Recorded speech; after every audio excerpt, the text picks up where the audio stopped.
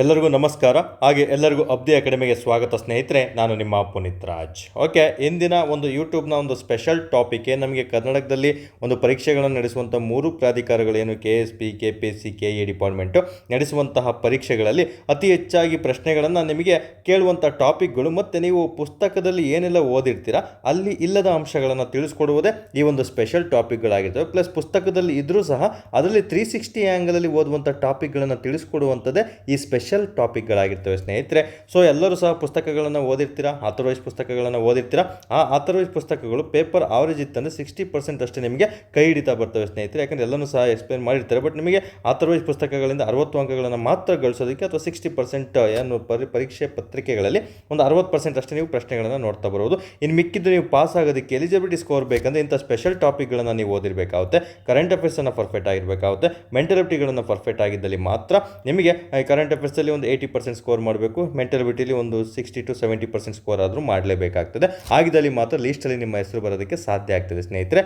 ಅಂಥ ಟಾಪಿಕ್ಗಳನ್ನು ನೀವು ಕಡ್ಡಾಯವಾಗಿ ಸ್ಪೆಷಲ್ ಟಾಪಿಕ್ಗಳನ್ನು ಓದೋದಕ್ಕೆ ನೀವು ಹಳೆ ಪ್ರಶ್ನೆ ಪತ್ರಿಕೆಗಳನ್ನು ರೆಫರ್ ಮಾಡ್ಕೊಂಡು ಅದರ ಸುತ್ತಮುತ್ತಲಿನ ಅಂಶಗಳನ್ನು ಓದ್ಕೊಳ್ತಾ ಬರಬೇಕಾಗುತ್ತೆ. ಕೆಲವೊಂದು ಮಾಕ್ ಟೆಸ್ಟ್ಗಳನ್ನು ಬಿಡಿಸ್ಕೊಂಡು ನಿಮ್ಮ ಅನಲೈಸಿಂಗ್ ಸ್ಕಿಲ್, ಯಾಕಂದರೆ ಕೆಲವೊಂದು ಗೊತ್ತಿರುವಂಥ ಪ್ರಶ್ನೆಗಳು ಬರ್ತವೆ. ಸೊ ಅನಲೈಸಿಂಗ್ ಸ್ಕಿಲ್ಲನ್ನು ಬೆಳೆಸ್ಕೊಳ್ತಾ ಬರಬೇಕಾಗುತ್ತೆ.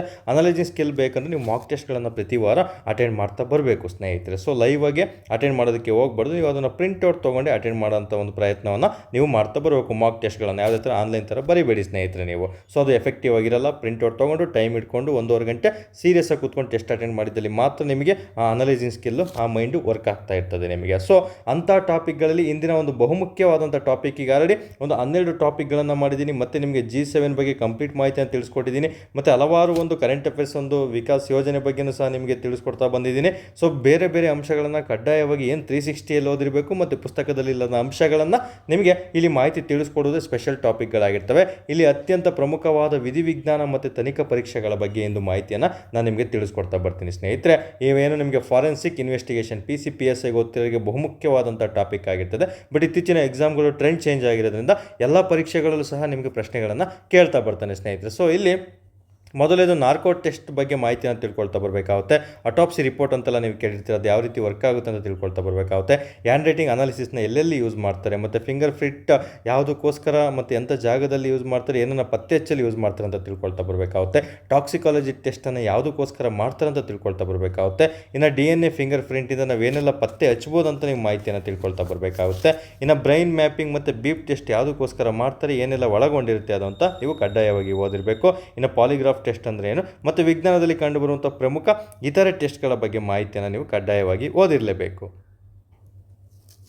ಓಕೆ, ಇಲ್ಲಿ ಹಲವಾರು ಅಂಶಗಳು ವಿಧಿವಿಜ್ಞಾನದಲ್ಲಿ ನಮಗೆ ವಿಜ್ಞಾನಕ್ಕೆ ಸಂಬಂಧಪಟ್ಟಂಥ ಕೆಲವೊಂದು ದಿನನಿತ್ಯದಲ್ಲಿ ದೈನಿಕವಾಗಿ ಏನೆಲ್ಲ ಒಂದು ಚಟುವಟಿಕೆಗಳಲ್ಲಿ ಬಳಸುವಂಥ ಪ್ರಮುಖ ಟೆಸ್ಟ್ಗಳ ಬಗ್ಗೆಯೂ ಸಹ ಇಲ್ಲಿ ಮಾಹಿತಿಯನ್ನು ನಿಮಗೆ ಎಕ್ಸ್ಟ್ರಾ ನಾನು ನಿಮಗೆ ತಿಳಿಸ್ಕೊಡ್ತಾ ಬರ್ತೀನಿ ಸ್ನೇಹಿತರೆ. ಅದರಲ್ಲೂ ಸ್ಪೆಸಿಫಿಕ್ಕಾಗಿ ಒಂದು HIV ಟೆಸ್ಟಲ್ಲಿ ವಿಭಿನ್ನ ರೀತಿಯಲ್ಲಿ ಪ್ರಶ್ನೆಗೆ HIV ಟೆಸ್ಟ್ ಏನೆಲ್ಲ ಮಾಡ್ತಾರೆ ಅಂತ ಗೊತ್ತು. ಬಟ್ ಅದರಲ್ಲೇ ಡಿಫ್ರೆಂಟ್ ಪ್ರಶ್ನೆಗಳನ್ನು ಇತ್ತೀಚಿನ ಎಕ್ಸಾಮಲ್ಲಿ ಕೇಳ್ತಿದ್ದಾರೆ.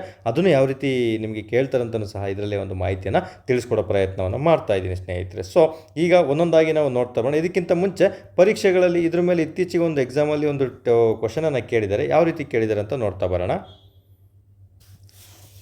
ಸೊ ಇಲ್ಲಿ ಗಮನಿಸ್ತಾ ಬರ್ಬೋದು, ಇತ್ತೀಚೆಗೆ ಒಂದು PSI ರೀ ಎಕ್ಸಾಮ್ ಏನಾಯಿತು, 545 ರೀ ಎಕ್ಸಾಮ್ ಪೋಸ್ಟಿಂದು ಏನಾಗಿದೆ ಸ್ನೇಹಿತರೆ, ಅದರಲ್ಲಿ ಕೇಳಿರುವಂತಹ ಒಂದು ಪ್ರಶ್ನೆ ಆಗಿದೆ ನೋಡಿ. ಈ ರೀತಿ ಪ್ರಶ್ನೆ ಕೇಳ್ತೀನಿ. ಈ ಕೆಳಗಿನ ಯಾವ ಔಷಧಿಯನ್ನು ಅಂದರೆ ಮೆಡಿಸಿನನ್ನು ನಾರ್ಕೋ ಪರೀಕ್ಷೆಗಳಲ್ಲಿ ಬಳಸಲಾಗ್ತದೆ, ಅಂದರೆ ನಾರ್ಕೋ ಟೆಸ್ಟ್ ಅಂತ ಈಗಿನ ಹೇಳಿದ್ದೀನಲ್ಲ ಅದ್ರ ಮೇಲೆ ಈ ಕೆಳಗಿನ ಯಾವ ಅಂಶಗಳನ್ನು ಅದರಲ್ಲಿ ಬಳಸಲಾಗುತ್ತೆ ಅಂತ ಹೇಳ್ಬಿಟ್ಟು ಟೆಲಿಗ್ರಾಮಲ್ಲೂ ಸಹ ನಾನು ಕ್ವಿಜ್ ಹಾಕಿದೆ. ತುಂಬ ಜನ ಅಭ್ಯರ್ಥಿಗಳು ಸರಿ ಉತ್ತರವನ್ನು ಮಾಡಿದ್ದಾರೆ ಸ್ನೇಹಿತರೆ. ಅದೇ ರೀತಿ ನೆಕ್ಸ್ಟ್ ಯಾವ ರೀತಿ ನೀವು ಅದನ್ನು ಅಟೆಂಡ್ ಮಾಡಬೇಕು ಮತ್ತು ಮುಂದೆ ಯಾವೆಲ್ಲ ಪರೀಕ್ಷೆಗಳಲ್ಲಿ ಯಾವೆಲ್ಲ ಟೆಸ್ಟ್ಗಳ ಬಗ್ಗೆ ವಿಭಿನ್ನವಾದಂತಹ ಪ್ರಶ್ನೆಗಳನ್ನು ಕೇಳ್ತಾರೆ ಅಂತ ತಿಳಿಸ್ಕೊಡುವಂಥದ್ದು ಈ ವಿಡಿಯೋ ಆಗಿರ್ತದೆ. ಸೊ ಇದಕ್ಕೆ ಸರಿ ಉತ್ತರ ಕೊನೆಯದಾಗಿ ನಾವು ನೋಡ್ತಾ ಬರೋಣ. ಆಲ್ರೆಡಿ ನಿಮ್ಗೆ ಗೊತ್ತಿದ್ರೆ ಖುಷಿನೇ ಸ್ನೇಹಿತರೆ. ಅದಕ್ಕೆ ಸರಿ ಉತ್ತರ ಕೊನೆಯದಾಗಿ ನಿಮಗೆ ಕಂಪ್ಲೀಟ್ 360 ಎಕ್ಸ್ಪ್ಲನೇಷನ್ ಕೊಟ್ಟಾದಮೇಲೆ ನಿಮಗೆ ಉತ್ತರ ಸಿಗುತ್ತೆ. ಓಕೆ, ಈಗ ಒಂದು ಕಂಟೆಂಟನ್ನು ನಾನು ನಿಮಗೆ ತಿಳಿಸ್ಕೊಡ್ತಾ ಬರ್ತೀನಿ.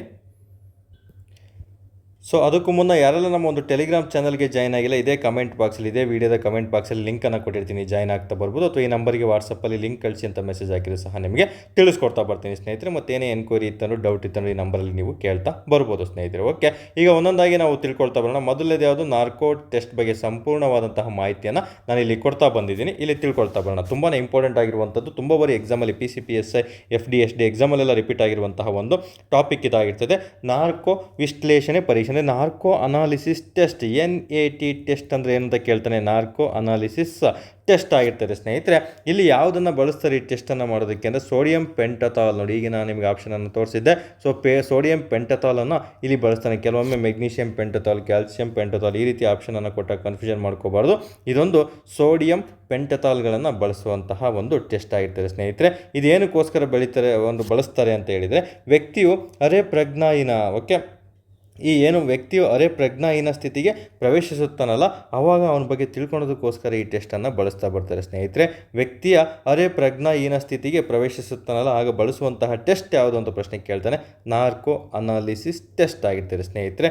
ಏನೊಬ್ಬ ವ್ಯಕ್ತಿಯು ಗುಪ್ತ ಮಾಹಿತಿಯನ್ನು ಬಹಿರಂಗಪಡಿಸ್ಬೋದು ಇಂಥ ಸಂದರ್ಭದಲ್ಲಿ ಅಂತ ಹೇಳ್ಬಿಟ್ಟು, ನಿಮಗೆ ಅವನು ಸುಸ್ತಾಗಿ ಮಲಗಿರ್ತಾನೆ ಅಥವಾ ಏನೋ ಒಂದು, ಈಗ ಸ್ಪೈಗಳು ಮೂವಿಗಳೆಲ್ಲ ನೋಡ್ತಾ ಇರ್ತೀರ, ಅಲ್ಲಿ ಗುಪ್ತ ಮಾಹಿತಿಗಳನ್ನು ಇರ್ತವೆ. ಸೊ ಇದನ್ನು ನೀಡೋದ್ರಿಂದ, ಅವರಿಗೆ ನಾರ್ಕೋ ಅನಾಲಿಸಿಸ್ ಟೆಸ್ಟ್ ಮಾಡೋದ್ರಿಂದ ಗುಪ್ತ ಮಾಹಿತಿಯನ್ನು ಸಹ ಅವರು ಬಹಿರಂಗ ಪಡಿಸ್ಬೋದು ಅಂತ ಹೇಳ್ಬಿಟ್ಟು ಈ ಟೆಸ್ಟನ್ನು ಮಾಡ್ತಾ ಬರ್ತಾರೆ ಸ್ನೇಹಿತರೆ. ನಾರ್ಕೋ ಅನಾಲಿಸಿಸ್ ಟೆಸ್ಟ್ ಎಕ್ಸಾಮಲ್ಲಿ ಮ್ಯಾಕ್ಸಿಮಮ್ ನಿಮಗೆ ಪ್ರಶ್ನೆ ಇದನ್ನು ಕೇಳ್ತಾ ಬರ್ತಾನೆ, ಅಥವಾ ಈ ಕೆಳಗಿನಗಳು ಇವು ಎರಡು ಸ್ಟೇಟ್ಮೆಂಟ್ ಕೊಟ್ಟು ಯಾವುದನ್ನು ಟೆಸ್ಟನ್ನು ಬಳಸ್ತಾರೆ ಅಂತ ಕೇಳ್ತಾ ಬರ್ತಾನೆ. ನಾರ್ಕೋ ಅನಾಲಿಸಿಸ್ ಟೆಸ್ಟ್ ಅನ್ನೋದನ್ನ ನೀವು ಕಂಪಲ್ಸರಿ ಓದಿರಲೇಬೇಕಾಗ್ತದೆ ಸ್ನೇಹಿತರೆ. ಇನ್ನು ಎರಡನೇದು ತುಂಬಾ ಇಂಪಾರ್ಟೆಂಟ್, ಇದು ಸಹ ಎಕ್ಸಾಮ್ ಪ್ರಶ್ನೆ ಆಗಿದೆ. ಎಕ್ಸಾಮಲ್ಲಿ ಕೇಳ್ತಾನೆ ಪಾಲಿಗ್ರಾಫ್ ಟೆಸ್ಟ್ ಅಂದರೆ ಯಾವುದಕ್ಕೆ ಸಂಬಂಧಪಟ್ಟಿದ್ದು ಅಂತ.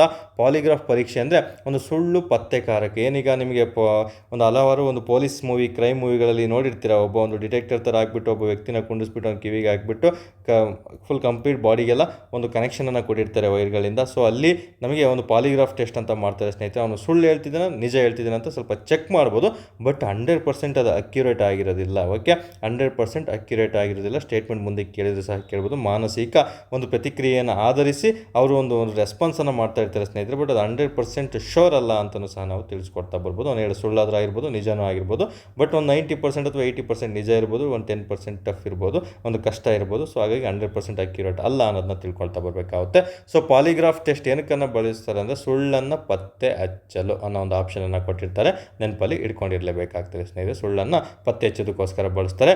ಈ ಒಂದು ಪಾಲಿಗ್ರಾಫ್ ಟೆಸ್ಟು ಏನೆಲ್ಲ ಮೆಜರ್ ಮಾಡುತ್ತೆ, ಈಗ ಹಾರ್ಟ್ ರೇಟ್ ಆಗಿರ್ಬೋದು, ನಮ್ಮ ಒಂದು BP ಅಂದರೆ ಬ್ಲಡ್ ಪ್ರೆಷರ್ ಆಗಿರ್ಬೋದು, ಮತ್ತು ಉಸಿರಾಟ, ರೆಸ್ಪಿರೇಷನ್, ಇವನ್ನೆಲ್ಲನೂ ಸಹ ಮೆಜರ್ ಮಾಡುವಂತಹ ಟೆಸ್ಟಿಗೆ ಸಂಬಂಧಪಟ್ಟಿರುವಂಥದ್ದು ಈ ಪಾಲಿಗ್ರಾಫ್ ಪರೀಕ್ಷೆ ಆಗಿರ್ತಾರೆ ಸ್ನೇಹಿತರೆ. ಎಕ್ಸಾಮ್ ದೃಷ್ಟಿಯಿಂದ ತುಂಬಾ ಇಂಪಾರ್ಟೆಂಟು. ನಾನು ಆಲ್ರೆಡಿ ಹೇಳಿದ್ದೀನಿ, ಒಂದು ಮಾರ್ಗದರ್ಶನ, ಇದು ಕಂಪ್ಲೀಟ್ ಮೆಂಟರಿಂಗ್ಶಿಪ್ ತಿಳಿಸ್ಕೊಡುವಂತಹ ಸಂಪೂರ್ಣವಾದಂತಹ ವಿಡಿಯೋಗಳಾಗಿರ್ತವೆ ಸ್ನೇಹಿತರೆ. ಎಕ್ಸಾಮಲ್ಲಿ ಯಾವ ರೀತಿ ಕೇಳಿದ್ದಾನೆ, ಮುಂದೆ ಯಾವ ರೀತಿ ಕೇಳ್ತಾನೆ ಅಂತ ತಿಳಿಸ್ಕೊಡುವಂತಹ ಒಂದು ಪ್ರಯತ್ನ ಇದಾಗಿರ್ತದೆ. ಸೊ ನೆಕ್ಸ್ಟ್ ಬರೋದು ಒಂದು ಬ್ರೈನ್ ಮ್ಯಾಪಿಂಗ್ ಅಂದರೆ ಬೀಪ್ ಪರೀಕ್ಷೆ ಅಂತ ಬರುತ್ತೆ. ಇದನ್ನು ಸಹ ಎಕ್ಸಾಮಲ್ಲಿ ಕೇಳಿಲ್ಲ, ಜಸ್ಟ್ ಬ್ರೈನ್ ಮ್ಯಾಪಿಂಗ್ ಕೇಳಿದ್ದಾನೆ. ಬೀಪ್ ಅಂದರೆ ಏನು ಅಂತ ಪ್ರಶ್ನೆ ಕೇಳ್ತಾನೆ. ಬ್ರೈನ್ ಎಲೆಕ್ಟ್ರಿಕಲ್ ಆಕ್ಟಿವೇಷನ್ ಪ್ರೊಫೈಲ್, ತುಂಬಾ ಹೆಸರು ಹೇಳ್ತಾ ಇದೆ. ಬ್ರೈನ್ ಎಲೆಕ್ಟ್ರಿಕಲ್ ಆಕ್ಟಿವೇಷನ್ ಪ್ರೊಫೈಲ್ ಆಗಿರ್ತದೆ ಸ್ನೇಹಿತರೆ. ಮೆದುಳಿನ ಒಂದು ಪ್ರತಿಕ್ರಿಯೆಯನ್ನು, ಒಂದು ಆಕ್ಟಿವಿಟೀಸನ್ನು ತಿಳಿಸ್ಕೊಡಲು ಬಳಸುವಂಥದ್ದು ಬ್ರೈನ್ ಮ್ಯಾಪಿಂಗ್. ಅಂದರೆ ಅವ್ನ ಮೈಂಡಲ್ಲಿ ಏನು ನೋಡ್ತಿದೆ ಅಂತ ತಿಳಿಸ್ಕೊಡ್ತಾ ಬರ್ತಾರಲ್ಲ, ಆ ಥರನೂ ಒಂದು ಚಿಕಿತ್ಸೆ ಆಗಿರ್ತದೆ. ಮೆದುಳಿನ ಪ್ರತಿಕ್ರಿಯೆಯನ್ನು ಅಳೆಯುವಂತಹ ಚಿಕಿತ್ಸೆ ಬ್ರೈನ್ ಮ್ಯಾಪಿಂಗ್ ಚಿಕಿತ್ಸೆ ಅಥವಾ ಬೀಪ್ ಪರೀಕ್ಷೆ. ಈ ಕೆಳಗಿನ ಯಾವುದಕ್ಕೆ ಸಂಬಂಧಿಸಿದೆ ಅಂತ ನಿಮಗೆ ಕೇಳ್ತಾ ಬರ್ತಾನೆ. ಕಿವಿ ಅಂತ ಆಪ್ಷನ್ ಕೊಡ್ಬೋದು, ಬ್ರೈನ್ ಅಂತ ಆಪ್ಷನ್ ಕೊಡ್ತಾ ಬರ್ಬೋದು ನಿಮಗೆ, ಅಥವಾ ಹಾರ್ಟ್, ಹೃದಯ ಅಂತ ಆಪ್ಷನನ್ನು ಕೊಡ್ತಾ ಬರ್ಬೋದು. ಬಿ ಅಂದರೆ ಬ್ರೈನ್ ಅಂತ ನೆನ್ಪಿಟ್ಕೊಂಡ್ರೆ ಮುಗಿದೋಯ್ತು ಸ್ನೇಹಿತರೆ. ಸೊ ಇನ್ನು ಇಲ್ಲಿ ಏನಕ್ಕೋಸ್ಕರ ಬಳಸ್ತಾರೆ, ಈಗ ಮೆದುಳು ಮಾಹಿತಿಯನ್ನು ಗುರುತಿಸುತ್ತದೆ ಮತ್ತು ಸಂಕೇತಗಳನ್ನು ದಾಖಲಿಸುತ್ತದೆ. ಮೆದುಳಿನಲ್ಲಿ ಏನೆಲ್ಲ ಓಡ್ತಾ ಇದೆ ಅದರ ಮಾಹಿತಿಯನ್ನು ಗುರುತಿಸೋದಕ್ಕೋಸ್ಕರ ಬಳಸ್ತಾರೆ, ಮತ್ತು ಅದರಲ್ಲಿರುವಂಥ ಸಂಕೇತಗಳನ್ನು ದಾಖಲೆ ಮಾಡೋದಕ್ಕೋಸ್ಕರ ಬಳಸ್ತಾರೆ. ಇದನ್ನು ಅತಿ ಹೆಚ್ಚಾಗಿ ಅಪರಾಧ ತನಿಖೆಗಳಲ್ಲಿ ನಮ್ಮ ತಲೆಯಲ್ಲಿ ಏನು ಓಡ್ತಿದೆ, ನಮ್ಮ ಮೆದುಳಲ್ಲಿ ಏನು ಓಡ್ತಿದೆ ಅಂತ ಪತ್ತೆ ಹಚ್ಚೋದಕ್ಕೋಸ್ಕರ ಬಳಸೋದೆ ಈ ಬೀಪ್ ಪರೀಕ್ಷೆ ಆಗಿರ್ತಾರೆ ಸ್ನೇಹಿತರೆ, ನೆನಪಲ್ಲಿರಲೇಬೇಕಾಗ್ತದೆ. ಸೊ ನೆಕ್ಸ್ಟ್ ಬರೋದು ನಮಗೆ ಒಂದು ಹ್ಯಾಂಡ್ ರೈಟಿಂಗ್ ಅನಾಲಿಸಿಸ್, ಕೈ ಬರಹ ವಿಶ್ಲೇಷಣೆ, ಇಂಗ್ಲೀಷಲ್ಲಿ ನೆನ್ಪಿಟ್ಕೋಬೇಕು. ಇದೊಂದು ವಿಧಿ ವಿಜ್ಞಾನ ಗ್ರಾಫಾಲಜಿ ಅಂತಲೂ ಸಹ ನಾವು ಕರಿತಾ ಬರ್ತೀವಿ ಸ್ನೇಹಿತರೆ. ಹ್ಯಾಂಡ್ ರೈಟಿಂಗ್ ಅನಾಲಿಸಿಸ್ ಅಂತ ನಾವು ಕರಿತಾ ಬರ್ತೀವಿ. ತುಂಬಾ ಇಂಪಾರ್ಟೆಂಟ್ ಆಗಿರುವಂಥದ್ದು. ಇಲ್ಲಿ ಸಹಿ ಮತ್ತು ದಾಖಲೆಗಳ ಪರಿಶೀಲಿಸಲು ಬಳಸಲಾಗ್ತದೆ. ಈಗ ಫಾರ್ ಎಕ್ಸಾಂಪಲ್, ಈಗ ಹ್ಯಾಂಡ್ ರೈಟಿಂಗ್ ಅನಾಲಿಸಿಸ್ ಅಂದರೆ ಆ ಹ್ಯಾಂಡ್ ರೈಟಿಂಗ್ ಯಾವುದೋ ಒಂದು ಡೆತ್ ನೋಟ್ ಬರೆದಿರ್ತಾರೆ, ಆ ಡೆತ್ ನೋಟ್ ಅವನೇ ಬರೆದಿರ್ಬೋದು ಅಥವಾ ಕೊಲೆ ಮಾಡಿರೋನು ಬರೆದ್ಬಿಟ್ಟು ಹೋಗಿರ್ಬೋದಾ ಅಂತ ಎಲ್ಲ ಚೆಕ್ ಮಾಡೋದಕ್ಕೋಸ್ಕರ ಈ ಒಂದು ಹ್ಯಾಂಡ್ ರೈಟಿಂಗ್ ಅನಾಲಿಸಿಸನ್ನು ಅವ್ರು ಬಳಸ್ತಾ ಬರ್ತಾರೆ. ಸಹಿ ಅಥವಾ ಕೆಲವೊಂದು ಆಸ್ತಿ ವಿಚಾರದಲ್ಲಿ ಯಾರ್ಯಾರು ಸಹಿ ಮಾಡಿಸಿರ್ತಾರೆ ಅಥವಾ ಅವ್ರದ್ದೇ ಸಹಿ ಅಂತ ಡೂಪ್ಲಿಕೇಟ್ ಆಗಿ ಮಾಡಿಸಿರ್ತಾರೆ, ಅದು ಅವ್ರದ್ದು ಇಲ್ಲ ಅಂತ ಪತ್ತೇಜಕ್ಕೋಸ್ಕರ ಈ ಹ್ಯಾಂಡ್ ರೈಟಿಂಗ್ ಅನಾಲಿಸಿಸ್ಗಳನ್ನು ಬಳಸ್ತಾ ಬರ್ತಾರೆ ಸ್ನೇಹಿತರೆ. ಅದನ್ನು ಕೇಳೋದಿಲ್ಲ, ಕೇಳಿದ್ರೆ ಈಸಿಯಾಗಿ ಉತ್ತರ ಸಿಕ್ಬಿಡುತ್ತೆ ನಿಮಗೆ ಆ ಪ್ರಶ್ನೆಗೆ. ಸೊ ಕೇಳೋದು ನೆಕ್ಸ್ಟ್ ಟಾಕ್ಸಿಕಾಲಜಿ ಟೆಸ್ಟ್, ತುಂಬಾ ಇಂಪಾರ್ಟೆಂಟ್. ಟಾಕ್ಸಿಕ್ ಅಂದರೆ ವಿಷ ಅಂತ ಅರ್ಥ. ಜಸ್ಟ್ ಟಾಕ್ಸಿಕ್ ಅಂದರೆ ವಿಷ ಅಂತ ನೆನ್ಪಿಟ್ಕೊಂಡ್ಬಿಟ್ರೆ ಮುಗಿ. ಟಾಕ್ಸಿಕಾಲಜಿ ಟೆಸ್ಟ್ ಅಂದರೆ ವಿಷ ಮತ್ತು ಔಷಧಗಳು ಮತ್ತು ಮದ್ಯ ಪತ್ತೆ ಮಾಡೋದಕ್ಕೋಸ್ಕರ, ಒಂದು ಡ್ರಿಂಕ್ಸ್ ಆಗಿರ್ಬೋದು, ಮೆಡಿಸಿನ್ ಆಗಿರ್ಬೋದು, ಅಥವಾ ವಿಷವನ್ನು ಪತ್ತೆ ಮಾಡೋದಕ್ಕೋಸ್ಕರ. ಈಗ ಮಧ್ಯದಲ್ಲಿ ಒಂದು ಹಲವಾರು ಮಿಕ್ಸನ್ನು ಮಾಡಿಬಿಟ್ಟು ಒಂದು ಬೇರೆ ಬೇರೆ ರೀತಿ ಡ್ರಿಂಕ್ಸ್ ಎಲ್ಲ ಮಾರಾಟ ಮಾಡ್ತಾ ಬರ್ತಾರೆ ಸ್ನೇಹಿತರೆ. ಅಂಥ ಸಮಯದಲ್ಲೂ ಸಹ ಅದು ಪ್ಯೂರಿಟಿ ಇದೆಯಲ್ಲ ಅಂತ ಚೆಕ್ ಮಾಡ್ತಾ ಬರ್ಬೋದು. ಔಷಧಿಗಳು ಕರೆಕ್ಟಾಗಿ ಪ್ಯೂರಿಟಿ ಇದೆಯಲ್ಲ ಅಂತ ಚೆಕ್ ಮಾಡ್ತಾ ಬರ್ಬೋದು. ಇನ್ನು ವಿಷ ಯಾವ ವಿಷವನ್ನು ಸೇವಿಸಿದ್ದು ಕೊಲೆ ಆಗಿದೆ ಅಂತ ಹೇಳಿರ್ತಾರೆ, ವಿಷ ಕುಡಿದು ಯಾವ ವಿಷ ಸೇವಿಸಿದ್ರು ಅಂತೆಲ್ಲ ಪತ್ತೆ ಹಚ್ಚೋದಕ್ಕೋಸ್ಕರ ಟಾಕ್ಸಿಕಾಲಜಿ ಟೆಸ್ಟ್ಗಳನ್ನು ಅವರು ಮಾಡ್ತಾ ಬರ್ತಾರೆ. PCPSI ಇವೆಲ್ಲವೂ ಸಹ ತುಂಬಾ ಇಂಪಾರ್ಟೆಂಟ್. ಇವನ್ನೆಲ್ಲ ಮಾಹಿತಿಗಳನ್ನು ಬೇಸಿಕ್ಕಾಗಿ ನೀವು ತಿಳ್ಕೊಂಡಿರಲೇಬೇಕಾಗ್ತದೆ ಸ್ನೇಹಿತರೆ. ಪ್ರಮುಖವಾಗಿ ಕೊಲೆ ಪ್ರಕರಣಗಳು ಮತ್ತು ಈ ಔಷಧದ ಮಿತಿ ಮೀರಿದ ಪ್ರಮಾಣಗಳಲ್ಲಿ ಬಳಸಲಾಗ್ತದೆ ಸ್ನೇಹಿತರೆ. ಔಷಧಿಗಳು ಅತಿ ಹೆಚ್ಚಾಗಿ ಮಿತಿ ಮೀರಿದರೆ, ಅತಿ ಹೆಚ್ಚಾಗಿ ಅದರಲ್ಲಿ ಕಂಟೆಂಟ್ ಜಾಸ್ತಿ ಇರ್ತದೆ, ಅದನ್ನು ಸಹ ಪ್ರಾಬ್ಲಮ್ ಆಗುವಂಥದ್ದು ಬಾಡಿಗೆ. ಹಾಗಾಗಿ ಆವಾಗ ಬಳಸೋದೇ ಟಾಕ್ಸಿಕಾಲಜಿ ಟೆಸ್ಟ್ಗಳಾಗಿರ್ತವೆ. ಸೊ ನೆಕ್ಸ್ಟ್ ಬರೋದು ಅಟಾಪ್ಸಿ. ಎಲ್ರಿಗೂ ಸಹ ಗೊತ್ತು, ಪೋಸ್ಟ್ ಮಾರ್ಟಮ್ ಅಂತ ನಾವೇನು ಕರಿತೀವಿ ಅಂದರೆ ಮರಣೋತ್ತರ ಶಸ್ತ್ರಚಿಕಿತ್ಸೆ ಅಥವಾ ಶವ ಪರೀಕ್ಷೆ ಅಂತ ನಾವು ಕರಿತಾ ಬರ್ತೀವಿ ಸ್ನೇಹಿತರೆ. ಇಂಗ್ಲೀಷಲ್ಲಿ ನೆನ್ಪಿಟ್ಕೋಬೇಕು ಅಟಾಪ್ಸಿ ಅಂತ. ಇದು ಮೃತದೇಹದ ಪರೀಕ್ಷೆ. ಈಗ ಅಟಾಪ್ಸಿ ರಿಪೋರ್ಟು, ಒಬ್ಬ ವ್ಯಕ್ತಿ ಸತ್ತಿರ್ತಾನೆ, ಅವನಲ್ಲಿ ಏನೆಲ್ಲ ಒಳಗಡೆ ಇದೆ, ಏನೆಲ್ಲ ತೊಗೊಂಡಿದ್ದಾನೆ, ಏನಕ್ಕೋಸ್ಕರ ಅದನ್ನೆಲ್ಲ ತಿಳಿಸ್ಕೊಡೋದನ್ನೇ ಅಟಾಪ್ಸಿ ಅಂತ ಕರೀತಾರೆ, ಅಥವಾ ಪೋಸ್ಟ್ ಮಾರ್ಟಮ್ ಅಂತಲೂ ಸಹ ಕರೀತಾರೆ. ಸಾವಿಗೆ ಏನು ಕಾರಣ ಆಗುತ್ತೆ ಮತ್ತು ಸಾವಿನ ಸಮಯ ಯಾವುದು ಅಂತ ನಿರ್ಧರಿಸಲು ಬಳಸುವಂತಹ ಚಿಕಿತ್ಸೆ ಅಥವಾ ಟೆಸ್ಟ್ ಯಾವುದು ಅಂತ ಕೇಳ್ತಾನೆ. ಅಟಾಪ್ಸಿ ಟೆಸ್ಟ್ ಆಗಿರ್ತದೆ. ತುಂಬ ಬಾರಿ ಎಕ್ಸಾಮಲ್ಲಿ ಪ್ರಶ್ನೆ ಆಗಿದೆ ಸ್ನೇಹಿತರೆ. ಸೊ ನೆಕ್ಸ್ಟ್ ಬರುವಂಥದ್ದು ಮೋಸ್ಟ್ ಇಂಪಾರ್ಟೆಂಟು, ತುಂಬ ಬಾರಿ ಎಕ್ಸಾಮಲ್ಲಿ ಪ್ರಶ್ನೆ ಕೇಳಿದ್ದಾನೆ, ಫಿಂಗರ್ ಪ್ರಿಂಟ್. ಇದು ಎಲ್ರಿಗೂ ಸಹ ಗೊತ್ತಿರುತ್ತೆ. ಫಿಂಗರ್ ಪ್ರಿಂಟ್ ಅಂದರೆ ಇದು ಕಾಮನ್ ಸೆನ್ಸ್ ಆಗಿರ್ತದೆ ಸ್ನೇಹಿತರೆ. ಬೆರಳಚ್ಚು ಅಂತ ಕರಿತಾ ಬರ್ತೀವಿ. ಬೆರಳಚ್ಚುಗಳ ವಿಶಿಷ್ಟತೆ ಆಧಾರದ ಮೇಲೆ ಅತ್ಯಂತ ಹಳೆಯ ವಿಧಿವಿಜ್ಞಾನದ ತಂತ್ರ ಇದಾಗಿರ್ತದೆ ಸ್ನೇಹಿತರೆ. ಅನಾದಿ ಕಾಲದಿಂದಲೂ ಬರುವಂಥ ಬ್ರಿಟಿಷರ ಕಾಲದಿಂದಲೂ ಈ ಫಿಂಗರ್ ಪ್ರಿಂಟ್ ಅನಾಲಿಸಿಸನ್ನು ಅವರು ಮಾಡ್ತಾ ಬಂದಿದ್ದಾರೆ ಸ್ನೇಹಿತರೆ. ಬೆರಳಚ್ಚು ಯಾರು ಫಿಂಗರ್, ಅದು ಎಕ್ಸಾಕ್ಟ್ ಯಾವುದೋ ಒಂದು ಮಾಹಿತಿಯನ್ನು ಶೇರ್ ಮಾಡಿರ್ತಾರೆ ಅಥವಾ ಅಲ್ಲೊಂದು ತಂಬನ್ನು ಕೊಟ್ಟಿರ್ತಾರೆ, ಅದು ಅವ್ರನ್ನ ಬೇರೆ ಇರ್ದಂತ ಚೆಕ್ ಮಾಡೋದಕ್ಕೋಸ್ಕರ ಈ ಒಂದು ಫಿಂಗರ್ ಪ್ರಿಂಟ್ ವಿಶ್ಲೇಷಣೆಯನ್ನು ಒಂದು ಟೆಸ್ಟನ್ನು ಅನಾಲಿಸಿಸ್ ಮಾಡ್ತಾ ಬಂದಿರ್ತಾರೆ ಸ್ನೇಹಿತರೆ. ಸೊ ಇದರಲ್ಲಿ ಎಂದು ಕೇಳಿಲ್ಲ, ನೆಕ್ಸ್ಟ್ ಲೆವೆಲ್ ಪ್ರಶ್ನೆ ಕೇಳಿದರೆ ಈ ಕೆಳಗಿನವುಗಳಲ್ಲಿ ಯಾವುದು ಫಿಂಗರ್ ಪ್ರಿಂಟ್ ಅನಾಲಿಸಿಸ್ನ ವಿಧವಲ್ಲ ಅಂತ ಪ್ರಶ್ನೆ ಕೇಳ್ಬೋದು. ಒಂದು ಲೂಫ್ ಫಿಂಗರ್ ಪ್ರಿಂಟ್ ಅಂತ ಬರುತ್ತೆ, ಮತ್ತು ಸುರುಳಿ ರೋಲ್ ಫಿಂಗರ್ ಪ್ರಿಂಟ್ ಅಂತ ಬರ್ತದೆ. ಇನ್ನು ಕಮಾನು ಆರ್ಚ್ ಅಂತ ಏನು ಬರುತ್ತೆ ಅದ್ರದ್ದು ಫಿಂಗರ್ ಪ್ರಿಂಟ್ ಸಹ ಆಗಿರ್ತದೆ ಸ್ನೇಹಿತರೆ. 3 ಅದರ ವಿಧಗಳಾಗಿರ್ತವೆ ಸ್ನೇಹಿತರೆ. ಎಕ್ಸಾಮಲ್ಲಿ ಎಂದು ಕೇಳಿಲ್ಲ, ಬಟ್ PSI 402 ಥರ ಪೇಪರ್ ಬಂತಂದರೆ ಮತ್ತೆ ಕೇಳುವಂಥ ಚಾನ್ಸಸ್ ತುಂಬಾ ಇರ್ತದೆ. ಹಾಗಾಗಿ ಅಲ್ಲಿ ಮಾಹಿತಿಯನ್ನು ನಾನು ನಿಮಗೆ ತಿಳಿಸ್ಕೊಡಿ ಸ್ನೇಹಿತರೆ. ಎಲ್ಲನೂ ಸಹ ಹೇಳ್ತಿರೋದು ನಾನು UPSC ಆಧಾರದ ಮೇಲೆ. UPSC ಒಂದು ಕೋರ್ಸಲ್ಲಿ ಏನೆಲ್ಲ ಹೇಳ್ಕೊಟ್ಟಿರ್ತಾರೆ ಡೆಪ್ತಾಗಿ ಹೇಳೋದಾದರೆ, ಆ ರೀತಿ ನಾನು ನಿಮಗೆ ಮಾಹಿತಿಯನ್ನು ಇಲ್ಲಿ ನಿಮಗೆ ತಿಳಿಸ್ಕೊಡ್ತಾ ಇದ್ದೀನಿ. ನೀವು PCಗೆ ಓದಿ, PSIಗೆ ಓದಿ, FDIಗೆ ಓದಿ, ವಿಲೇಜ್ ಅಕೌಂಟೆಂಟ್ಗೆ ಓದಿ ಅಥವಾ KSಗೆ ಓದಿ, ಒಂದಲ್ಲ ಒಂದು ಎಕ್ಸಾಮ್ಗಳಲ್ಲಿ ಖಂಡಿತ ನಾನು ಹೇಳುವಂಥ ಇನ್ಫಾರ್ಮೇಷನ್ನು ನಿಮಗೆ ಎಲ್ಲ ವಿಡಿಯೋದಿಂದನೂ ಒಂದೊಂದು ಅಂಕಗಳು ಖಂಡಿತ ಮುಂದಿನ ದಿನಗಳಲ್ಲಿ ಬಂದೇ ಬರುತ್ತೆ. ಅದಕ್ಕೆ ನಾನು ನಿಮಗೆ ಗ್ಯಾರಂಟಿಯನ್ನು ಕೊಡ್ತಾ ಬರ್ತೀನಿ ಸ್ನೇಹಿತರೆ. ತುಂಬ ಕೇರ್ಫುಲ್ಲಾಗಿ ನೀವು ಪ್ರತಿಯೊಂದನ್ನು ಸಹ ಚಾಚು ತಪ್ಪದಂತೆ ಟೆಲಿಗ್ರಾಮಲ್ಲಿ ಅಪ್ಲೋಡ್ ಆಗುವಂಥ ಕ್ವಿಜ್ಗಳಿಂದ ಎಷ್ಟು ಕಲಿತೀರೋ ಅಷ್ಟು ಕ್ವಿಜ್ಗಳನ್ನು ತುಂಬ ಉಪಯುಕ್ತ ಆಗುತ್ತೆ. ಇನ್ನು ವೀಕ್ಲಿ ಟೆಸ್ಟನ್ನು ಫ್ರೀಯಾಗಿ ಕೊಡ್ತಾ ಇದ್ದೀನಿ, 100 ಮಾರ್ಕ್ಸ್. ಅದನ್ನು ಅಟೆಂಡ್ ಮಾಡ್ತಾ ಬರಬೇಕಾಗುತ್ತೆ. ಯೂಟ್ಯೂಬಲ್ಲಿ ಒಂದು ಸ್ಪೆಷಲ್ ಟಾಪಿಕ್ಗಳನ್ನು ಕೊಡ್ತಾ ಬರ್ತೀನಿ. ಟೆಲಿಗ್ರಾಮಲ್ಲೂ ಸಹ ಆಗಾಗ ಸ್ಪೆಷಲ್ ಟಾಪಿಕ್ಗಳನ್ನು ನಿಮಗೆ ಟೈಪ್ ಮಾಡಿಬಿಟ್ಟು ಕಳಿಸ್ಕೊಡ್ತಾ ಇರ್ತೀನಿ. ಅದನ್ನು ಸಹ ನೀವು ಎಲ್ಲನೂ ಸಹ ಚಾಚು ತಪ್ಪದಂತೆ ಫಾಲೋ ಮಾಡಿ. ನಿಮ್ಮ ಪುಸ್ತಕ ನನ್ನ ಮಾರ್ಗದರ್ಶನ, ನಿಮ್ಮ ಒಂದು ಪ್ರಯತ್ನ ನನ್ನ ಮಾರ್ಗದರ್ಶನ ಇದ್ದಲ್ಲಿ ಖಂಡಿತ ಒಂದು ಮಿಷನ್ 500 500 ಅಭ್ಯರ್ಥಿಗಳಲ್ಲಿ ನೀವು ಸಹ ಒಬ್ಬರು ಪಾಸ್ ಆಗೋದಕ್ಕೆ ಸಾಧ್ಯ ಆಗ್ತದೆ ಸ್ನೇಹಿತರೆ. ಅದಕ್ಕೆ ನಾನು ನಿಮಗೆ ಗ್ಯಾರಂಟಿಯನ್ನು ಕೊಡ್ತಾ ಬರ್ತೀನಿ. ಸೊ ನೆಕ್ಸ್ಟ್ ಬರೋದು DNA ಫಿಂಗರ್ ಪ್ರಿಂಟಿಂಗ್. ಅಂದರೆ DNA ಫಿಂಗರ್ ಪ್ರಿಂಟಿಂಗ್ ತುಂಬ ಬಾರಿ ಎಕ್ಸಾಮಲ್ಲಿ ಪ್ರಶ್ನೆ ಕೇಳಿದ್ದಾನೆ. ವಿಶಿಷ್ಟ DNA ಮಾದರಿಯನ್ನು ಆಧರಿಸಿದೆ. ಇದು ಹೆಚ್ಚು ವಿಶ್ವಾಸಾರ್ಹವಾದಂತಹ ಒಂದು ಟೆಸ್ಟ್ ಆಗಿರ್ತದೆ ಸ್ನೇಹಿತರೆ. ಇಲ್ಲಿ ನಮಗೆ ಎಲ್ಲೆಲ್ಲಿ ಇದುಗಳನ್ನು ಬಳಸ್ತಾರೆ ತುಂಬ ಬಾರಿ ಎಕ್ಸಾಮಲ್ಲಿ ಪ್ರಶ್ನೆ ಕೇಳಿದ್ದೇನೆ. ಅತ್ಯಾಚಾರ ಪ್ರಕರಣಗಳಲ್ಲಿ ಈಗ DNA ಟೆಸ್ಟ್ ಮಾಡೋದಕ್ಕೋಸ್ಕರ ಹಲವಾರು ಪ್ರಕರಣಗಳು ಸಹ ದಾಖಲೆ ಆಗ್ತಾ ಇರ್ತವೆ ಇತ್ತೀಚಿನ ಒಂದು ಭಾರತದಲ್ಲಿ. ಹಾಗಾಗಿ ಕೊಲೆ ಗುರುತಿಸುವಿಕೆ ಮಾಡೋದಕ್ಕೋಸ್ಕರ ಮತ್ತು ಪಿತೃತ್ವ ವಿವಾದಗಳೇನಾದರೂ ಇತ್ತಂದರೆ ಅವುಗಳೆಲ್ಲ ಟೆಸ್ಟ್ ಮಾಡೋದಕ್ಕೋಸ್ಕರ ಈ DNA ಫಿಂಗರ್ ಪ್ರಿಂಟ್ಗಳನ್ನು ಬಳಸ್ತಾ ಬರ್ತಾರೆ ಸ್ನೇಹಿತರೆ. ಇದೊಂದು ಪ್ರಶ್ನೆ ಕೇಳಿಲ್ಲ. ಇದನ್ನು ಪತ್ತೆ ಹಚ್ಚಿದವನು, DNA ಫಿಂಗರ್ ಪ್ರಿಂಟನ್ನು ಪತ್ತೆ ಹಚ್ಚಿದವನು ಯಾರು ಅಂತ ಪ್ರಶ್ನೆ ಕೇಳ್ತಾನೆ. ಅಲೇಕ್ ಜೆಫ್ರೀಸ್ ಎಂಬಾತನು ಇದನ್ನು ಪತ್ತೆ ಹಚ್ಚಿರ್ತಾನೆ. ಓಕೆ, ಇಷ್ಟು ಸಹ ಇಂಪಾರ್ಟೆಂಟ್ ನೋಡಿ. DNA ಫಿಂಗರ್ ಪ್ರಿಂಟ್ ಬೇರೆ, DNA ಬೇರೆ. ಈಗ DNA ಪತ್ತೆ ಹಚ್ಚಿದವರು ಯಾರು ಅಂತ ಕೇಳಿದರೆ ಫಸ್ಟು ನಮಗೆ ಹಳೆಯ ಕಾಲದಂದರೆ 1869ಕ್ಕಿಂತ ಮುಂಚೆ, ಓಕೆ, ಅವಾಗಲೂ ಸಹ ಒಬ್ಬಾತ ಪತ್ತೆ ಹಚ್ಚಿರ್ತಾನೆ ಸ್ನೇಹಿತರೆ. ಅವನ ಹೆಸರು ಫೆಡ್ರಿಕ್ ಮಿಷರ್ ಅಂತ ಬರ್ತಾನೆ. ಫೆಡ್ರಿಕ್ ಮಿಷರ್ ಅಂತ ಬರ್ತಾನೆ. ಸೊ ಇದು ಸಹ ಎಕ್ಸಾಮ್ ದೃಷ್ಟಿಯಿಂದ ಏನು ಇಂಪಾರ್ಟೆಂಟ್ ಅಲ್ಲ, ಜಸ್ಟ್ ತಿಳ್ಕೊಂಡಿರಿ. ಫೆಡ್ರಿಕ್ ಮಿಷರ್ ಎಂಬಾತನು ಮೊದಲ ಬಾರಿಗೆ ಒಂದು DNAಗಳನ್ನು ನೋಡ್ತಾ ಬರ್ತಾನೆ ಸ್ನೇಹಿತರೆ. ಅಂದರೆ ಅವನು ಬಿಳಿ ರಕ್ತ ಕಣಗಳಿಂದ ನ್ಯೂಕ್ಲಿನ್ ಎಂದು ಕರೆದ ವಸ್ತುಗಳನ್ನು ಪ್ರತ್ಯೇಕವನ್ನು ಮಾಡೋದಕ್ಕೋಸ್ಕರ ಇವನು DNA ಪತ್ತೆ ಹಚ್ಚಿರ್ತಾನೆ.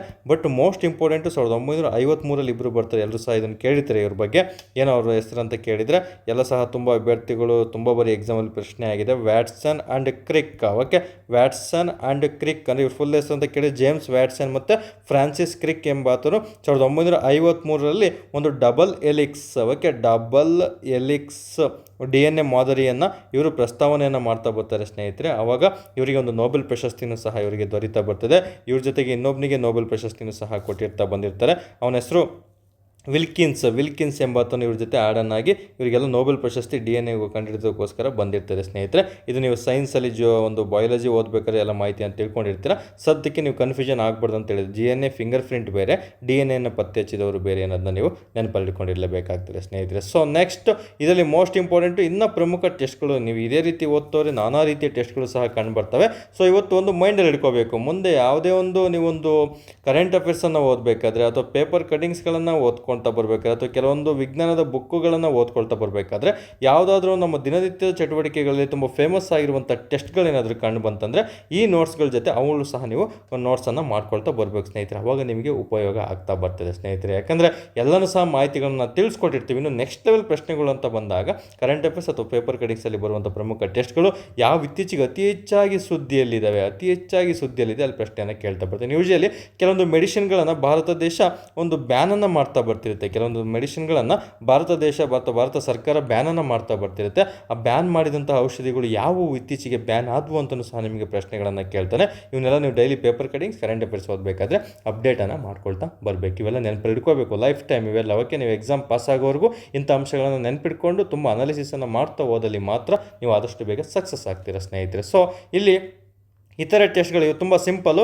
EEG, ECG, EMG ಸ್ವಲ್ಪ ಕನ್ಫ್ಯೂಷನ್ ಆಗ್ತಾರೆ ಅಂತ ತೊಗೊಳ್ತಾ ಬಂದಿದ್ದೀನಿ ನಾನು. ಇವುಗಳು full form important. Okay, electroencephalogram ಅಂತ ಕರೀತಾರೆ ಅಥವಾ ಎಲೆಕ್ಟ್ರೋ ಎನ್ಸೆಫಲೋಗ್ರಫಿ ಅಂತಲೂ ಸಹ ಕರೀತಾ ಬರ್ತಾರೆ. ಇದು ಬ್ರೈನ್ ಮೆದುಳಿಗೆ ಸಂಬಂಧಪಟ್ಟಂತಹ ಒಂದು ಟೆಸ್ಟ್ ಆಗಿರ್ತಾರೆ ಸ್ನೇಹಿತರೆ. ECG ಅಂದರೆ ಎಲ್ರಿಗೂ ಗೊತ್ತು ನೋಡಿ, ECG ಮಾಡಿಸೋದಕ್ಕೆ ಈಗ ಹಾರ್ಟ್ ಬಗ್ಗೆ ಸಂಬಂಧ ಪ್ರಾಬ್ಲಮ್ ಇರೋರು ECG ಟೆಸ್ಟ್ ಮಾಡಿಸೋದಕ್ಕೆ ಹೋಗ್ತಾರೆ. ಎಲೆಕ್ಟ್ರೋ ಕಾರ್ಡಿಯೋಗ್ರಾಮ್ ಅಥವಾ ಎಲೆಕ್ಟ್ರೋ ಕಾರ್ಡಿಯೋಗ್ರಫಿ ಅಂತ ಕರೀತಾ ಬರ್ತಾರೆ. ಸೊ ECG ಹೃದಯ ಅಂತ ಗೊತ್ತಾಗ್ಬಿಡುತ್ತೆ. ಅದೇ ರೀತಿ ಒಂದು EEG ಅಂತ ಬರ್ತಿದ್ದು ಬ್ರೈನಿಗೆ ಸಂಬಂಧಪಟ್ಟಿದ್ದು. ಇನ್ನೊಂದು EMG ಅಂತ ಬರುತ್ತೆ, ಎಲೆಕ್ಟ್ರೋ ಮಯೋಗ್ರಾಮ್ ಅಥವಾ ಮಯೋಗ್ರಫಿ ಅಂತ ಕರೀತಾರೆ. ಮಯೋಗ್ರಫಿ ಅಂದರೆ ಏನು, ಮಸಲ್ ಮಾಂಸಖಂಡಗಳಿಗೆ ಸಂಬಂಧಪಟ್ಟಂತಹ ಒಂದು ಟೆಸ್ಟ್ ಇದಾಗಿರ್ತಾರೆ ಸ್ನೇಹಿತರೆ. ಇವು ಮೂರು ಸಹ ಎಕ್ಸಾಮ್ ದೃಷ್ಟಿಯಿಂದ ತುಂಬಾ ಇಂಪಾರ್ಟೆಂಟು, ನೆನಪಿಟ್ಕೊಳ್ಳಿ. ಒಂದಲ್ಲ ಒಂದು ಎಕ್ಸಾಮಲ್ಲಿ ಫಿಕ್ಸ್ ಕ್ವಶನ್ ಆಗಿರ್ತವೆ.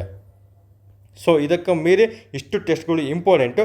ಬಟ್ ನಮಗೆ ಕೆಲವೊಂದು HIV ಟೆಸ್ಟ್ ಬಗ್ಗೆ ಇತ್ತೀಚೆಗೆ ಡಿಫ್ರೆಂಟಾಗಿ ಪ್ರಶ್ನೆಗಳನ್ನು ಕೇಳ್ತಾ ಬರ್ತಾರೆ. ಯಾವ ರೀತಿ ಕೇಳ್ತಾರೆ ಅಂತ ನಾನು ನಿಮಗೆ ಮಾಹಿತಿಯನ್ನು ಒಂದೊಂದಾಗಿ ತಿಳಿಸ್ಕೊಡ್ತಾ ಬರ್ತೀನಿ ಈಗ.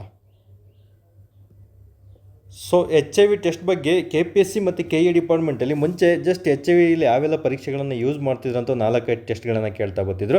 ಬಟ್ ಅದರಲ್ಲಿ HIVಲಿ ಹಂತಗಳ ಮೇಲೆ ನಿಮಗೆ ಯಾವೆಲ್ಲ ಟೆಸ್ಟ್ಗಳನ್ನು ಬಳಸ್ತಾ ಬರ್ತಾರೆ ಅಂತ ಪ್ರಶ್ನೆಯನ್ನು ಕೇಳಲಾಗ್ತದೆ. ಹಾಗಾಗಿ ಈ ಮಾಹಿತಿ ನೀವು ತಿಳ್ಕೊಂಡಿರಲೇಬೇಕು ಮುಂದಿನ ಎಕ್ಸಾಮ್ಗಳಿಗೆ ಅಂತ ನಾನು ಈ ಟಾಪಿಕಲ್ಲೇ ಇದನ್ನು ಸಹ ತೊಗೊಳ್ತಾ ಬಂದಿದ್ದೀನಿ ಸ್ನೇಹಿತರೆ.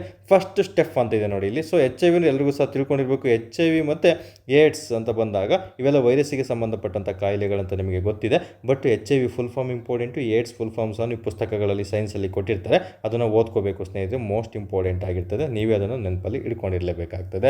ಸೊ ಇಲ್ಲಿ ನಾನು ನಿಮಗೆ ತಿಳಿಸ್ಕೊಡುವಂಥ ಪ್ರಯತ್ನ ಪುಸ್ತಕದಲ್ಲಿ ಇಲ್ಲದು, ಇವೆಲ್ಲ ಪುಸ್ತಕದಲ್ಲಿ ಇರ್ತವೆ, ನೀವು ಅದನ್ನು ಓದ್ಕೊಂಡಿರ್ಬೇಕು. ಅದನ್ನು ಬಿಟ್ಟು ಬೇರೆದನ್ನು ನಾನು ನಿಮಗೆ ತಿಳಿಸ್ಕೊಡ್ತಾ ಬರ್ತೀನಿ, ಟೈಮ್ ವೇಸ್ಟ್ ಮಾಡೋದು ಬೇಡ ನಿಮ್ಮದು. ಓಕೆ, ಸೊ ಇಲ್ಲಿ ಸ್ಕ್ರೀನಿಂಗ್ ಟೆಸ್ಟ್ ಅಂದರೆ ಫಸ್ಟ್ ಸ್ಟೆಪ್ ಏನಂದರೆ, ಈ ಸ್ಕ್ರೀನಿಂಗ್ ಟೆಸ್ಟ್ ಅಂದರೆ ಮೊದಲ ಹಂತದ ಟೆಸ್ಟ್ ಯಾವ ರೀತಿ ಮಾಡ್ತಾರೆ ಅಂತ ನಿಮಗೆ ಪ್ರಶ್ನೆಯನ್ನು ಕೇಳಲಾಗ್ತದೆ. ಅಂದರೆ ನಮಗೆ ಇನಿಷಿಯಲ್ ಡಿಟೆಕ್ಷನ್ ಅಂದರೆ ಇನಿಷಿಯಲ್ ಆಗಿ ಪ್ರಾರಂಭದಲ್ಲೇ HIV ಟೆಸ್ಟನ್ನು ಯಾವ ಒಂದು ಪರೀಕ್ಷೆಗಳನ್ನು ಮಾಡೋದ್ರ ಮೂಲಕ ಕಂಡುಹಿಡಿತಾರೆ ಅಂತ ಕೇಳ್ತಾನೆ. ಎಲಿಸಾ ಟೆಸ್ಟ್ ಆಗಿರ್ಬೋದು, ರ್ಯಾಪಿಡ್ HIV ಟೆಸ್ಟ್ ಆಗಿರ್ಬೋದು ಮತ್ತು CLIA ಟೆಸ್ಟ್ ಆಗಿರ್ಬೋದು ಸ್ನೇಹಿತರೆ, ನೆನಪಿಟ್ಕೋಬೇಕು. ಇವು ಮೂರು ಸಹ HIVಗೆ ಸಂಬಂಧಪಟ್ಟಂತಹ ಟೆಸ್ಟ್ಗಳಾಗಿರ್ತವೆ. ಎಲ್ಲಿ ಅಂತ ಕೇಳಿದರೆ ಇನಿಷಿಯಲ್ ಪ್ರಾರಂಭಿಕ ಹಂತದಲ್ಲಿ ಡಿಟೆಕ್ಟ್ ಅಂದರೆ ಕಂಡುಹಿಡಿಯೋದಕ್ಕೋಸ್ಕರ ಮಾಡುವಂತಹ HIV ಟೆಸ್ಟ್ಗಳು ಯಾವುವು ಅಂತ ಪ್ರಶ್ನೆ ಕೇಳ್ತಾನೆ. ELISA test, Rapido HIV test, CLI test ಅಥವಾ ಈ ಕೆಳಗಿನ ಯಾವ ಒಂದು HIV ಟೆಸ್ಟು ಇನಿಷಿಯಲ್ ಡಿಟೆಕ್ಷನ್ ಕಂಡುಹಿಡಿಯೋದಕ್ಕೋಸ್ಕರ ಮಾಡ್ತಾರೆ ಅಂತ ಪ್ರಶ್ನೆ ಕೇಳಿ ಇದರಲ್ಲಿ ಒಂದು ಕೊಟ್ಟಿರ್ತಾನೆ, ಅದನ್ನು ನೀವು ಚೂಸ್ ಮಾಡ್ತಾ ಬರಬೇಕಾಗ್ತದೆ ಸ್ನೇಹಿತರೆ. ಅದರಲ್ಲೂ ಮೋಸ್ಟ್ ಕಾಮನ್ ಸ್ಕ್ರೀನಿಂಗ್ ಟೆಸ್ಟ್ ಯಾವುದು ಅಂತ ಪ್ರಶ್ನೆ ಕೇಳಿದ್ದಾನೆ ಬಾರಿ UP ಒಂದು SSC ಎಕ್ಸಾಮ್ಗಳಲ್ಲಿ ಎಲಿಸಾ ಟೆಸ್ಟ್ ಆಗಿರ್ತದೆ. ಇದು ಡಿಟೆಕ್ಟ್ಸ್ HIV ಆಂಟಿಬಾಡೀಸ್ ಆಗಿರ್ತದೆ ಸ್ನೇಹಿತರೆ. ಅಂದರೆ ಆಂಟಿಬಾಡೀಸ್ನ ಆದಷ್ಟು ಬೇಗ ಡಿಟೆಕ್ಟ್ ಮಾಡ್ತಾ ಬರ್ತದೆ ಸ್ನೇಹಿತರೆ. ಇನ್ನು ಕ್ವಿಕ್ ರಿಸಲ್ಟ್ ಕೊಡುವಂತಹ ಒಂದು ಟೆಸ್ಟ್ ಯಾವುದು ಅಂತ ಕೇಳ್ತಾನೆ. ರ್ಯಾಪಿಡ್ ಅಂದರೆ ಏನು, ಸ್ಪೀಡ್ ಆಗಿ ಅಂದರೆ ಕ್ವಿಕ್ ರಿಸಲ್ಟ್ ಯಾವ್ದು ಕೊಡುತ್ತೆ ಅಂದರೆ ರ್ಯಾಪಿಡ್ HIV ಟೆಸ್ಟ್ ಆಗಿರ್ತದೆ ಸ್ನೇಹಿತರೆ. ಯೂಸ್ವಲಿ ಇನ್ನು ನಮಗೇನು ಒಂದು ಕ್ಯಾಂಪಸ್ಗಳಲ್ಲಿ ಒಂದು ಸರ್ವೆ ಮಾಡಬೇಕಾದ್ರೆ ಅಥವಾ ಹಾಸ್ಪಿಟಲ್ಗಳಲ್ಲಿ ಅತಿ ಬೇಗವಾಗಿ ಕಂಡುಹಿಡಿಯೋದಕ್ಕೋಸ್ಕರ ಬಳಸುವಂಥ ಟೆಸ್ಟ್ ರ್ಯಾಪಿಡ್ HIV ಟೆಸ್ಟ್ ಆಗಿರ್ತದೆ. ಇನ್ನು ಮೋರ್ ಅಡ್ವಾನ್ಸ್ಡ್ ಅಂಡ್ ಸೆನ್ಸಿಟಿವ್ ಅಂದರೆ ಮೋರ್ ಅಡ್ವಾನ್ಸ್ಡ್ ಅಂದರೆ ಆಧುನಿಕವಾಗಿ ಬಳಸೋದು ಮತ್ತು ಸೆನ್ಸಿಟಿವ್ ಆಗಿರುವಂಥ ಟೆಸ್ಟ್ ಯಾವುದು ಅಂತ ಕೇಳ್ತಾನೆ. CLIA ಟೆಸ್ಟ್ ಆಗಿರ್ತದೆ ಸ್ನೇಹಿತರೆ. ಇವುಗಳ ವಿಶೇಷತೆ ಇಲ್ಲಿ ತುಂಬಾ ಇಂಪಾರ್ಟೆಂಟ್ ಆಗಿರುತ್ತೆ. ಅದರಲ್ಲೂ ಇನಿಷಿಯಲ್ ಡಿಟೆಕ್ಷನ್ ಅನ್ನೋದು ಇಲ್ಲಿ ಇಂಪಾರ್ಟೆಂಟ್ ಆಗಿರ್ತದೆ. ನೆಕ್ಸ್ಟ್ ಎರಡನೇದು ಕನ್ಫರ್ಮೇಟರಿ ಟೆಸ್ಟ್ ಅಂದರೆ HIV ಇದೆಯಲ್ಲ ಅಂತ ಕನ್ಫರ್ಮ್ ಮಾಡೋದಕ್ಕೋಸ್ಕರ ನೋಡಿ ಈ ವೆಸ್ಟ್ರನ್ ಬೋಲ್ಟು ಮತ್ತು ಹ್ಯೂಮನ್ ಫ್ಲೋರೆನ್ಸ್ ಅಸೆ ಇವೆಲ್ಲನೂ ಸಹ HIV ಕಂಡುಹಿಡಿಯಲು ಬಳಸುವಂತಹ ಟೆಸ್ಟ್ಗಳೇ. ಬಟ್ ಅದರಲ್ಲಿ ಬೇರೆ ಬೇರೆ ಅಂದರೆ ಆಗಲೇ ಡಿಟೆಕ್ಟ್ ಮಾಡೋದಕ್ಕೋಸ್ಕರ ಪ್ರಾರಂಭಿಕ ಹಂತದಲ್ಲಿ ಬಳಸೋದನ್ನ 3 ಹೇಳಿದೆ. ನೆಕ್ಸ್ಟು ಇದು HIVನೇ ಇವ್ರಿಗೆ ಬಂದಿದೆ ಅಂತ ಕನ್ಫರ್ಮ್ ಮಾಡೋದಕ್ಕೋಸ್ಕರ ಬಳಸುವಂಥ ಮಾಡುವಂಥ ಟೆಸ್ಟು ಈ ಒಂದು 2 ಟೆಸ್ಟ್ ಆಗಿರ್ತದೆ. ವೆಸ್ಟ್ರನ್ ಬ್ಲಾಟ್ ಟೆಸ್ಟ್ ಆಗಿರ್ಬೋದು ಮತ್ತು ಹ್ಯೂಮನ್ ಫ್ಲೋರೋಸೆನ್ಸ್ ಅಸೆ ಟೆಸ್ಟ್ಗಳು ಆಗಿರ್ತವೆ ಸ್ನೇಹಿತರೆ. ತುಂಬಾ ಇಂಪಾರ್ಟೆಂಟ್. ಕ್ಲಾಸಿಕಲ್ ಕನ್ಫರ್ಮೇಟರಿ ಟೆಸ್ಟ್ ಆಗಿರ್ಬೋದು, ಆಲ್ಟರ್ನೇಟಿವ್ ಕನ್ಫರ್ಮೇಟರಿ ಟೆಸ್ಟ್ ಅಂದರೆ ಕ್ಲಾಸಿಕಲ್ ಅಂದರೆ ಆವಾಗಿನ ಕಾಲದಿಂದ ಬಂದಿರುವಂಥ ಟೆಸ್ಟ್ಗಳು ಇದಾಗಿರ್ತದೆ ಸ್ನೇಹಿತರೆ. ನೆಕ್ಸ್ಟ್ ಅಡ್ವಾನ್ಸ್ಡ್ ಮತ್ತು ಅರ್ಲಿ ಡಿಟೆಕ್ಷನ್ ಟೆಸ್ಟ್. ಆಲ್ರೆಡಿ ನಿಮಗೆ ಇನಿಷಿಯಲ್ ಅಂತ ಹೇಳಿದೆ ಮತ್ತು ಪ್ರಾರಂಭಿಕ ಹಂತ ಅಂತ ಹೇಳಿದೆ. ಸೊ ಇಲ್ಲಿ ಅಡ್ವಾನ್ಸ್ಡ್ ಅಂದರೆ ಮಾಡ್ರನ್ ಆಗಿ ಯಾವೆಲ್ಲ ಇತ್ತೀಚೆಗೆ ಅಡ್ವಾನ್ಸ್ಡ್ ಟೆಸ್ಟ್ಗಳನ್ನು ಇದಕ್ಕೆ ಜಾರಿ ತರಿದೆ ಅಂದರೆ, ಈಗ antibodies detects virus earlier than antibodies. ಅಂದರೆ ಆಂಟಿಬಾಡೀಸು ಅಲ್ಲಿ ಉತ್ಪತ್ತಿ ಆಗೋಕ್ಕಿಂತ ಮುಂಚೆನೇ ಟೆಸ್ಟ್ಗಳನ್ನು ಕಂಡುಹಿಡಿಬೋದು HIV ಅಂತ. ಯಾಕಂದರೆ ಆಂಟಿಬಾಡೀಸ್ ಅದ್ರ ಮೇಲೆ ಪ್ರೊಟೆಕ್ಟ್ ಮಾಡ್ತಾ ಬರ್ತಿದೆ, ವೈರಸ್ ಮೇಲೆ ಒಂದು ಗುದ್ದಾಟವನ್ನು ನಡೆಸ್ತಾ ಬರ್ತಿರುತ್ತೆ ಸ್ನೇಹಿತರೆ. ಅದಕ್ಕಿಂತ ಮುಂಚೆನೇ ಕಂಡುಹಿಡಿಯುವಂಥ ಟೆಸ್ಟ್ ಈ ಒಂದು PCR ಟೆಸ್ಟ್ ಆಗಿರ್ತದೆ. ಮತ್ತು ಇನ್ನೊಂದು ನ್ಯಾಟೋ ಟೆಸ್ಟ್ ಅಂತ ನಾವು ಕರಿತಾ ಬರ್ತೀವಿ, ಅಥವಾ ನ್ಯಾಟ್ ಟೆಸ್ಟ್ ಅಂತ ಕರಿತಾ ಬರ್ತೀವಿ. ಸೊ PCR ಟೆಸ್ಟ್ ಅಂದರೆ ಡಿಟೆಕ್ಟ್ಸ್ ವೈರಲ್ RNA ಅನ್ನು ನಾವು ಇದು ಮಾಡ್ತಾ ಬರ್ತೀವಿ. ಅರ್ಲಿ ಇನ್ಫೆಕ್ಷನ್ ಆಗಿರ್ಬೋದು, ಇನ್ಫೆಂಟ್ ಡಯಾಗ್ನೋಸ್, ಇವೆಲ್ಲ ಏನು ಓದೋದು ಬೇಕಾಗಿಲ್ಲ. Just PCR test advanced test ಅಥವಾ ಅರ್ಲಿ ಡಿಟೆಕ್ಷನ್ ಟೆಸ್ಟಿಗೆ ಉದಾಹರಣೆ ಆಗಿರ್ತದೆ ಸ್ನೇಹಿತರೆ. ಇನ್ನು ವೆರಿ ಸೆನ್ಸಿಟಿವ್ ಮತ್ತು ಡಿಟೆಕ್ಟ್ಸ್ ವೈರಸ್ ಡೈರೆಕ್ಟ್ಲಿ ಮಾಡುವಂಥ ಟೆಸ್ಟ್ ನ್ಯಾಟ್ ಟೆಸ್ಟ್ ಆಗಿರ್ತದೆ ಸ್ನೇಹಿತರೆ. ಸ್ವಲ್ಪ ಮಟ್ಟಿಗೆ ಇದನ್ನು ತಿಳ್ಕೊಳ್ತಾ ಬರಬೇಕಾಗುತ್ತೆ. ನ್ಯಾಟ್ ಅಂದರೆ ಫುಲ್ ಫಾರ್ಮ್ ಏನು ಅಂತ ನಿಮಗೆ ಟ್ಯಾಸ್ಕ್ ಕೊಡ್ತಾ ಇದ್ದೀನಿ. ನ್ಯಾಟ್ ಟೆಸ್ಟ್ HIV ಅಂತ ಹೊಡೆದ್ರೆ ಗೂಗಲಲ್ಲಿ ಫುಲ್ ಫಾರ್ಮ್ ಬಂದುಬಿಡುತ್ತೆ. NAT ಅದರದ್ದು ಫುಲ್ ಫಾರ್ಮನ್ನು ನೀವು ಬರೆದಿಟ್ಕೋಬೇಕು. ನಿಮಗೆ ಟ್ಯಾಸ್ಕನ್ನು ಕೊಡ್ತಾ ಇದ್ದೀನಿ ಸ್ನೇಹಿತರೆ ಅದು. ಸೊ ಇಲ್ಲಿ ಮಾನಿಟರಿಂಗ್ ಟೆಸ್ಟ್ ಅಂದರೆ ಮಾನಿಟರ್ ಮಾಡುವಂತಹ ಟೆಸ್ಟ್ ಅಂದರೆ ಆಫ್ಟರ್ ಡಯಾಗ್ನೋಸಿಸ್. ಅಂದರೆ ಈಗ HIV ಬಂದಿದೆ ಅಂತ ವ್ಯಕ್ತಿಗೆ ಗೊತ್ತಾಗ್ಬಿಡುತ್ತೆ, ತದನಂತರ ಅವನು ಪ್ರತಿ ವಾರ ಶಸ್ತ್ರಚಿಕಿತ್ಸೆ ಅಥವಾ ತಿಂಗಳಿಗೆ ಒಂದ್ಸಲ ಚಿಕಿತ್ಸೆಗೋಸ್ಕರ ಹೋಗ್ತಾ ಇರ್ತಾರಲ್ಲ, ಅದನ್ನು ಯಾವ ರೀತಿ ಮಾನಿಟರ್ ಮಾಡ್ತಾರೆ, ಅದನ್ನು ಮಾನಿಟರ್ ಮಾಡೋದಕ್ಕೋಸ್ಕರ ಯಾವೆಲ್ಲ ಟೆಸ್ಟ್ಗಳಿದ್ದಾವೆ ಅಂತ ಪ್ರಶ್ನೆಯನ್ನು ಕೇಳಲಾಗ್ತದೆ. CD4 ಕೌಂಟ್ ಟೆಸ್ಟ್ ಆಗಿರ್ತದೆ. ವೈರಲ್ ಲೋಡ್ ಟೆಸ್ಟ್ ಆಗಿರ್ತದೆ ಸ್ನೇಹಿತರೆ. ಮೆಜರ್ ಇಮ್ಯೂನ್ ಸ್ಟ್ರೆಂತ್ ಅಂದರೆ ಎಷ್ಟು ಸ್ಟ್ರೆಂತ್ ಇವನಲ್ಲಿ ಇದೆ, ಇನ್ನು ಎಷ್ಟು ದಿನ ಬದುಕಬಹುದು ಅಥವಾ ಏನೋ ಪ್ರಾಬ್ಲಮ್ ಅದನ್ನು ಗುಣಪಡಿಸ್ಬೋದು ಅಂತ ಟೆಸ್ಟ್ ಮಾಡೋದಕ್ಕೋಸ್ಕರ CD4 ಕೌಂಟ್ ಟೆಸ್ಟನ್ನು ಬಳಸ್ತಾರೆ. ಮತ್ತು ವೈರಲ್ ಲೋಡ್ ಟೆಸ್ಟನ್ನು ಬಳಸ್ತಾ ಬರ್ತಾರೆ ಸ್ನೇಹಿತರೆ. ಮೆಜರ್ಸ್ ಅಮೌಂಟ್ ಆಫ್ ವೈರಸ್ ಅಂದರೆ ಎಷ್ಟು ವೈರಸ್ ಇದೆ ಇದರಲ್ಲಿ ಅಂತ ಹೇಳ್ಬೋದಕ್ಕೋಸ್ಕರ, ಎಷ್ಟು ವೈರಸ್ ಇದರಲ್ಲಿ ಇನ್ಫೆಕ್ಟ್ ಆಗಿದೆ ಅಂತ ತಿಳ್ಕೊಳ್ಳೋಕ್ಕೋಸ್ಕರ ವೈರಲ್ ಲೋಡ್ ಟೆಸ್ಟನ್ನು ಬಳಸ್ತಾ ಬರ್ತಾರೆ ಸ್ನೇಹಿತರೆ. ಸೊ ಇಷ್ಟು ಇಂಪಾರ್ಟೆಂಟು. ನೀವು ತುಂಬ ಸಿಂಪಲಾಗಿ ನೆನ್ಪಿಟ್ಕೋಬೇಕಂದ್ರೆ ಎಲಿಸಾ ಟೆಸ್ಟ್ ನೋಡಿ, ಸ್ಕ್ರೀನಿಂಗ್ ಟೆಸ್ಟ್ ಯಾವುದು ಅಂತ ಪ್ರಶ್ನೆ ಕೇಳ್ತಾನೆ, ಕನ್ಫರ್ಮೇಟರಿ ಟೆಸ್ಟ್ ಯಾವುದು ಅಂತ ಪ್ರಶ್ನೆ ಕೇಳ್ತಾನೆ. ನೀವು ಮೂರು ಹೇಳ್ತಾ ಬಂದಿದ್ದೀನಿ, ಎಲ್ಲನೂ ಸಹ ನೆನ್ಪಿಟ್ಕೋಬೇಕು. ಅರ್ಲಿ ಡಿಟೆಕ್ಷನ್ ಟೆಸ್ಟ್ ಅಂತ ಯಾವುದನ್ನು ಕರಿತೀವಿ. ಮತ್ತು ಇಮ್ಯುನಿಟಿ ಲೆವೆಲನ್ನು ಚೆಕ್ ಮಾಡೋದಕ್ಕೋಸ್ಕರ ಅಂದರೆ ಆಫ್ಟರ್ ಮಾನಿಟರಿಂಗ್ ಮಾಡೋದಕ್ಕೋಸ್ಕರ ಬಳಸುವಂಥ ಟೆಸ್ಟ್ಗಳಲ್ಲಿ ಯಾವೆಲ್ಲ ಇದಾವೆ HIV ಅಂತ ಪ್ರಶ್ನೆ ಕೇಳ್ತಾನೆ ಸ್ನೇಹಿತರೆ. ನೋಡಿ, ಮುಂಚೆ HIV ಅಂದರೆ ಜಸ್ಟ್ ಈ ಕೆಳಗಿನ HIV ಯಾವುದರಿಂದ ಬರುತ್ತೆ ಅಂತ ಪ್ರಶ್ನೆ ಕೇಳ್ತಾನೆ, ಫುಲ್ ಫಾರ್ಮ್ ಪ್ರಶ್ನೆಯನ್ನು ಕೇಳ್ತಾ ಬರ್ತಾನೆ. ಅದಕ್ಕೆ ಏನಾದರೂ ಔಷಧಿಗಳಿದೆ ಅದನ್ನು ಪ್ರಶ್ನೆಯನ್ನು ಕೇಳ್ತಾ ಬರ್ತಿದ್ದೆ. ಬಟ್ ಅದರಲ್ಲೇ ಸ್ಕ್ರೀನಿಂಗ್ ಟೆಸ್ಟ್ ಯಾವುದು, ಕನ್ಫರ್ಮೇಟರಿ ಟೆಸ್ಟ್ಗಳು ಯಾವುದು, ಅರ್ಲಿ ಡಿಟೆಕ್ಷನ್ ಟೆಸ್ಟ್ ಯಾವುದು, ಇಮ್ಯುನಿಟಿ ಲೆವೆಲ್ ಡಿಟೆಕ್ಷನ್ ಟೆಸ್ಟ್ ಯಾವುದು ಅಂತ ನಿಮಗೆ ಪ್ರಶ್ನೆಯನ್ನು ನೆಕ್ಸ್ಟ್ ಲೆವೆಲ್ ಪ್ರಶ್ನೆಗಳನ್ನು ಕೇಳಿದರೆ ಇಲ್ಲೇ ಪ್ರಶ್ನೆಯನ್ನು ಕೇಳ್ತಾರೆ ಸ್ನೇಹಿತರೆ. ತುಂಬ ಸಿಂಪಲ್ ಆಗಿರೋದನ್ನ ಪ್ರತಿಯೊಬ್ಬರೂ ಆನ್ಸರ್ ಮಾಡ್ತಾನೆ. ಬಟ್ ನೆಕ್ಸ್ಟ್ ಲೆವೆಲ್ ಪ್ರಶ್ನೆಗಳನ್ನು ಕೊಟ್ಟಾಗ ಪೇಪರ್ ಟಫ್ ಇದ್ದಾಗ ಯಾರು ಉತ್ತರವನ್ನು ಹಾಕ್ಬಂದಿರ್ತಾನೆ ಅವ್ನು ಮಾತ್ರ ಎಕ್ಸಾಮಲ್ಲಿ ರಿಸಲ್ಟಲ್ಲಿ ಅವನ ಹೆಸರು ಬರೋದಕ್ಕೆ ಸಾಧ್ಯ ಆಗಿರ್ತದೆ ಸ್ನೇಹಿತರೆ. ನೋಡಿ, ಇಲ್ಲಿ ಮ್ಯಾಚ್ ದಿ ಫಾಲೋಯಿಂಗ್ ರೂಪದಲ್ಲಿ ಕೇಳ್ಬೋದು. ELISA, western bloat, PCR test ಅಂತ ಕೊಟ್ಬಿಟ್ಟು ಈ ಕಡೆ ಸ್ಕ್ರೀನಿಂಗು, ಕನ್ಫರ್ಮು, ಅರ್ಲಿ ಡಿಟೆಕ್ಷನ್ ಅಂತಲೂ ಸಹ ನಿಮಗೆ KPSC ಎಕ್ಸಾಮ್ಗಳಲ್ಲಿ ನಿಮಗೆ ಹೊಂದಿಸಿ ಬರೆಯ ರೂಪದಲ್ಲಿ ಕೇಳ್ತಾ ಬರ್ಬೋದು ಸ್ನೇಹಿತರೆ, ನೆನಪಿಟ್ಕೋಬೇಕಾಗುತ್ತೆ. ಇನ್ನು ವಿಚ್ ಟೆಸ್ಟ್ ಡಿಟೆಕ್ಟ್ಸ್ ವೈರಲ್ RNA ಅಂತ ಡೈರೆಕ್ಟಾಗಿ ಕೇಳ್ತಾ ಬರ್ಬೋದು. ಇವುಗಳ ಬಗ್ಗೆ ಮಾಹಿತಿಯನ್ನು ತಿಳಿಸ್ಕೊಡಿದ್ದೀನಿ. PCR ಅಂದರೆ ಏನು, NAT ಫುಲ್ ಫಾರ್ಮ್ ಏನು ಅಂತಲೂ ಸಹ ನೀವು ತಿಳ್ಕೊಂಡಿರಲೇಬೇಕಾಗ್ತದೆ ಸ್ನೇಹಿತರೆ. ಇನ್ನು ಇಮ್ಯುನಿಟಿ ಲೆವೆಲ್ಗಳನ್ನು ಚೆಕ್ ಮಾಡೋದಕ್ಕೆ ಅಂದರೆ ಮಾನಿಟರಿಂಗ್ ಏನು ಮಾಡ್ತಾರೆ ಅಂತ ಹೇಳಿದ್ನಲ್ಲ, ಅಂದರೆ ವೈರಸ್ ಅವನಿಗೆ ಅಟ್ಯಾಕ್ ಆಗಿದೆ, ಆತ ಒಂದು ಪಾಸಿಟಿವ್ ಪರ್ಸನ್ ಆಗಿರ್ತಾನೆ ಅಂತ ತಿಳ್ಕೊಳೋದಾದ್ರೆ, ಅಂದರೆ HIV ಪಾಸಿಟಿವ್ ಪರ್ಸನ್ ಆಗಿದೆ ಅಂತ ತಿಳ್ಕೊಳೋದಕ್ಕೋಸ್ಕರ ಮಾನಿಟರ್ ಮಾಡೋದಕ್ಕೋಸ್ಕರ CD4 ಟೆಸ್ಟನ್ನು ಮಾಡ್ತಾ ಬರ್ತಾರೆ ಸ್ನೇಹಿತರೆ. ಇವೆಲ್ಲ ಅಂಶಗಳನ್ನು ನೀವು ಕಡ್ಡಾಯವಾಗಿ ತಿಳ್ಕೊಂಡು ಇರಲೇಬೇಕಾಗ್ತದೆ ಸ್ನೇಹಿತರೆ. ಸೊ ಇಷ್ಟು ಅಂಶಗಳು ಸಹ ನಮಗೆ ಪ್ರಮುಖ ಒಂದು ವಿಜ್ಞಾನಕ್ಕೆ ಸಂಬಂಧಪಟ್ಟಂತಹ ಟೆಸ್ಟ್ಗಳಾಗಿರ್ತವೆ. ಮತ್ತು ಪ್ಲಸ್ ಸೈನ್ಸ್ ಆಯಿತು, ಮತ್ತು ನಿಮಗೆ ಫಾರೆನ್ಸಿಕ್ ಮತ್ತು ಇನ್ವೆಸ್ಟಿಗೇಷನ್ಗಳಲ್ಲಿ ಬಳಸುವಂತಹ ಪ್ರಮುಖ ಟೆಸ್ಟ್ಗಳು ಇವಾಗಿರ್ತವೆ ಸ್ನೇಹಿತರೆ. ತುಂಬಾ ಇಂಪಾರ್ಟೆಂಟ್. ಇಷ್ಟು ಅಂಶಗಳನ್ನು ಕಡ್ಡಾಯವಾಗಿ ನೀವು ಓದಿರಲೇಬೇಕಾಗ್ತದೆ ಸ್ನೇಹಿತರೆ. ಸೊ ಇವತ್ತಿನ ಒಂದು ಬಹುಮುಖ್ಯವಾದಂತಹ ಟಾಪಿಕ್ಕು ಈ ಒಂದು ಫಾರೆನ್ಸಿಕ್ ಮತ್ತು ಇನ್ವೆಸ್ಟಿಗೇಷನ್ ಮತ್ತು ಪ್ರಮುಖ ವಿಜ್ಞಾನದ ಟೆಸ್ಟ್ಗಳು ಮತ್ತು HIV ಬಗ್ಗೆ ಮಾಹಿತಿಯನ್ನು ನಾನು ನಿಮಗೆ ತಿಳಿಸ್ಕೊಡ್ತಾ ಬಂದಿನಿ. ಸೊ ವಿಡಿಯೋ ಎಲ್ಲರೂ ಸಹ ಲೈಕ್ ಆಗಿರುತ್ತೆ ಅಂತ ನಾನು ಅಂದ್ಕೊಂಡಿದ್ದೀನಿ ಸ್ನೇಹಿತರೆ. ಎಲ್ಲರೂ ಸಹ ಚೆನ್ನಾಗಿ ಓದ್ಕೊಳ್ಳಿ. ನಿಮಗೆ ಏನೇ ಕಂಟೆಂಟ್ ಬೇಕಿದ್ರೂ ನನಗೆ ಕಮೆಂಟ್ ಮಾಡೋದ್ರ ಮೂಲಕ ತಿಳಿಸ್ಕೊಡಿ, ಅಥವಾ ಏನಾದರೂ ಮಿಸ್ಟೇಕ್ಸನ್ನು ನಾನು ಇಲ್ಲಿ ಹೇಳಿದರೆ ಅದನ್ನು ಸಹ ಕಮೆಂಟ್ ಮಾಡೋದ್ರ ಮೂಲಕ, ಅಥವಾ ನನ್ನ ನಂಬರ್ ಎಲ್ಲ ಇದೆಯಲ್ಲ ಅದರಲ್ಲಿ ಸ್ಕ್ರೀನ್ಶಾಟನ್ನು ಕಳಿಸೋದ್ರ ಮೂಲಕನೂ ಸಹ ನೀವು ತಿಳ್ಕೊಳ್ತಾ ಬರ್ಬೋದು ಸ್ನೇಹಿತರೆ. ಟೆಲಿಗ್ರಾಮಲ್ಲಿ ಅಪ್ಲೋಡ್ ಆಗುವಂತಹ 100 ಅಂಕಗಳನ್ನು ಟೆಸ್ಟ್ಗಳನ್ನು ತುಂಬ ಕೇರ್ಫುಲ್ಲಾಗಿ ಪ್ರಿಂಟ್ಔಟನ್ನು ತೊಗೊಂಡು ನಿಮ್ಮ ಸ್ಕಿಲ್ ಟೆಸ್ಟ್ ಎಷ್ಟು ಬರ್ತಿದೆ ಅಂಕಗಳನ್ನು ತಿಳ್ಕೊಳ್ಬೇಕಂತ ನಾನು ನಿಮಗೆ ತಿಳಿಸ್ಕೊಡ್ತಾ ಬರ್ತೀನಿ ಸ್ನೇಹಿತರೆ. ಇಷ್ಟು ಹೇಳ್ತಾ ಈ ಒಂದು ಕ್ಲಾಸಸನ್ನು ಮುಗಿಸ್ತಾ ಇದ್ದೀನಿ. ಎಲ್ಲರೂ ಸಹ ಶುಭವಾಗಲಿ, ಚೆನ್ನಾಗಿ ಓದ್ಕೊಳ್ಳಿ. ನೋಟಿಫಿಕೇಷನ್ ಇರಲಿ ಬಿಡಲಿ, ಓದೋದು ನಮ್ಮ ಕರ್ತವ್ಯ ಆಗಿರುತ್ತೆ. ಫೀಲ್ಡಿಗೆ ಬಂದಿದ್ದೀವಿ ಅಂದರೆ ನಮ್ಮದು ಕೆಲಸ ಬರೀ ಓದೋದಷ್ಟೇ ಆಗಿರಬೇಕು. ನೋಟಿಫಿಕೇಷನ್ ಆದ ತಕ್ಷಣ ನಾನು ಆಲ್ರೆಡಿ ರೆಡಿ ಇದ್ದೀನಿ, ನಾನು 100% ಕ್ಲಿಯರ್ ಮಾಡ್ತೀನಿ ಎಂಬ ಒಂದು ಧೈರ್ಯ ನಿಮಗೆ ಇವತ್ತಿಂದ ಮೂಡ್ತಾ ಬಂದಿದ್ದೆ. ಆದಲ್ಲಿ ನೀವು ನೆಕ್ಸ್ಟ್ ಬರುವಂಥ ರಿಕ್ರೂಟ್ಮೆಂಟಲ್ಲಿ ಮಿಷನ್ 500 ಲಿಸ್ಟಲ್ಲಿ ನೀವು ಸಹ ಒಬ್ಬರಾಗಿರ್ತೀರಾ ಅಂತ ಈ ಒಂದು ವಿಡಿಯೋ ಮುಗಿಸ್ತಾ ಇದ್ದೀನಿ ಸ್ನೇಹಿತರೆ. ಎಲ್ಲರೂ ಸಹ ಶುಭವಾಗಲಿ. ಧನ್ಯವಾದಗಳು.